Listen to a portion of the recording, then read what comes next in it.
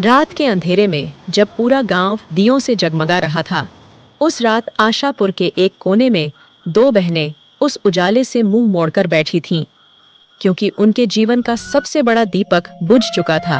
उनके माँ बाप, साक्षी और प्रियंका के माँ बाप बचपन में ही नहीं रहे थे।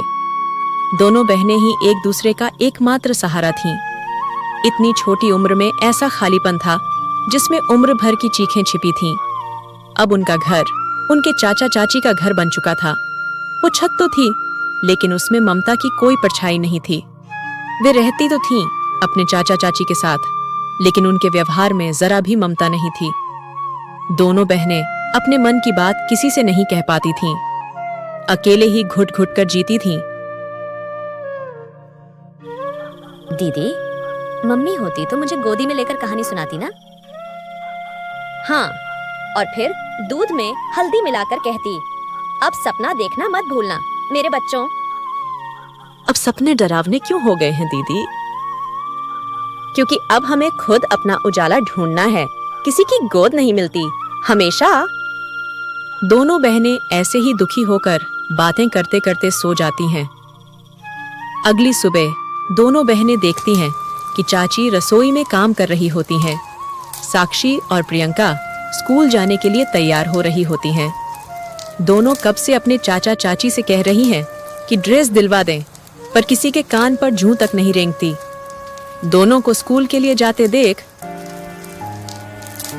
बड़ी आई पढ़ने वाली, पहले बर्तन साफ करो, फिर देखेंगे स्कूल जाना है या नहीं। हाँ चाची, बस प्रियंका को दूध दे दूं, फिर कर दूंगी। दूध क्या मुफ्त मिलता है? क्या मेरी औलाद हो तुम? नहीं चाची, हम आपकी नहीं हैं, लेकिन किसी के भी तो हैं।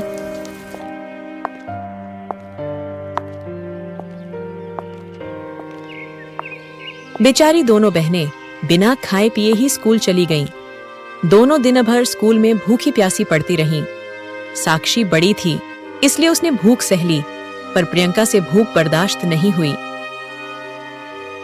दीदी, मुझे बहुत भूख लग रही है। भूख के मारे पेट में चूहे कूद रहे हैं। प्रियंका, घर चलेंगे तब कुछ खाते हैं। दीदी, पर चाची तो खाने को कुछ नहीं देंगी। कोई नहीं, मैं बना दूंगी। दोनों बहनें थके हारे स्कूल से घर लौटीं। घर में चुप्पी थी और खाने को कुछ भी नहीं था।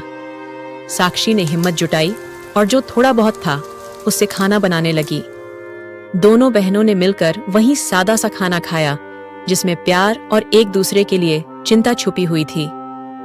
समय धीरे धीरे गुजरता रहा। साक्षी पढ़ाई में बहुत होशियार थी। हर मुश्किल के बीच भी उसने अपने सपनों को थामे रखा।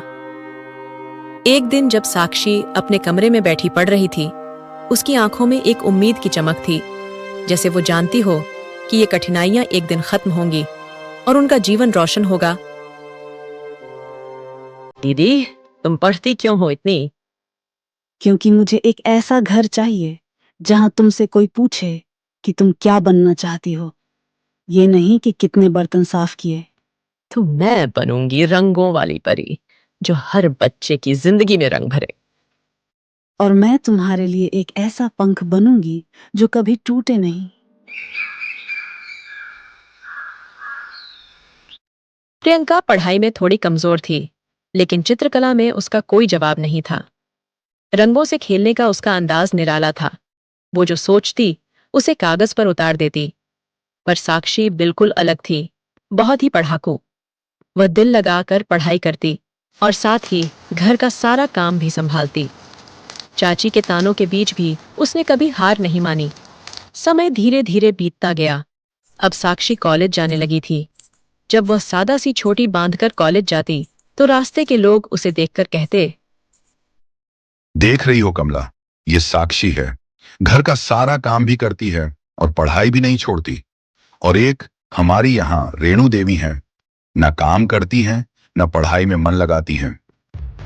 देखिए जी, आप अपनी बेटी को डांट लीजिए, पर किसी के साथ उसका तुलना मत कीजिए, वरना हमारी बेटी को बहुत बुरा लगेगा। बेचारी हमसे कुछ कह भी नहीं पाएगी। और साक्षी को भगवान ने पहले ही कोई खुशी नहीं दी है। तो कम से कम वो खुद से ही कुछ करने की कोशिश कर रही है। पर भाग्यवान, सुनो तुम। देखिए, मेरी बेटी के खिलाफ मुझे कुछ भी कहना पसंद नहीं है। अब आगे आप इस बारे में कुछ नहीं कहेंगे। ठीक है भाग्यवान, नहीं बोलूंगा। अब जरा थोड़ा खाना परोस दो, भूख लगी है। जी लाई अभी।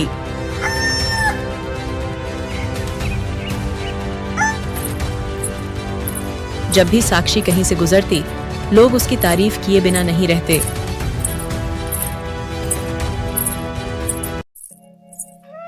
एक दिन साक्षी की चाची गांव की काकी के पास खड़ी थीं, तभी साक्षी वहां से गुजरी।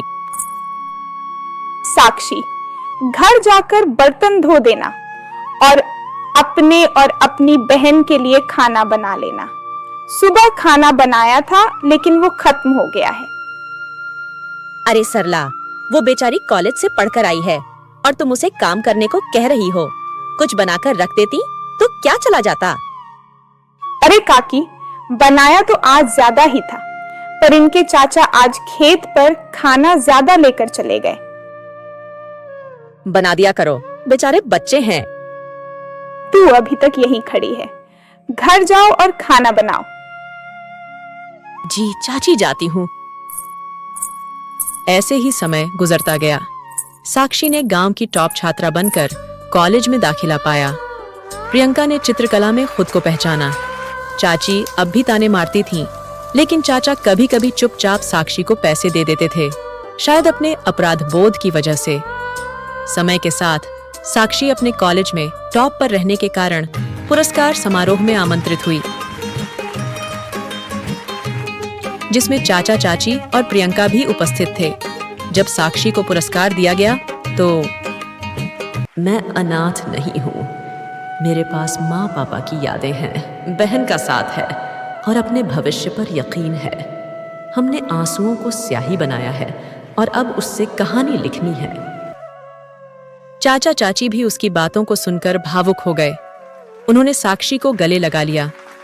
अब साक्षी उनके साथ रहती थी, लेकिन उसके मन में चाची की बातें अभी भी गूंजती थीं। समय के साथ साक्षी एक एनजीओ में अनाथ बच्चों के लिए काम करने लगी और प्रियंका किताबों की चित्रकार बन गई। दोनों बहनों ने एक छोटा सा घर किराए पर लिया है, जिसे उन्होंने नाम दिया है छांव। एक शाम दरवाजे पर एक बच्चा रोता हुआ आता है। दीदी दीदी, मुझे यहाँ रहने दे दो। सब मुझे छोड़कर चले गए, मेरा कोई नहीं बचा इस दुनिया में। हाँ हाँ बिल्कुल भाई, कभी हमारा भी वही हाल था।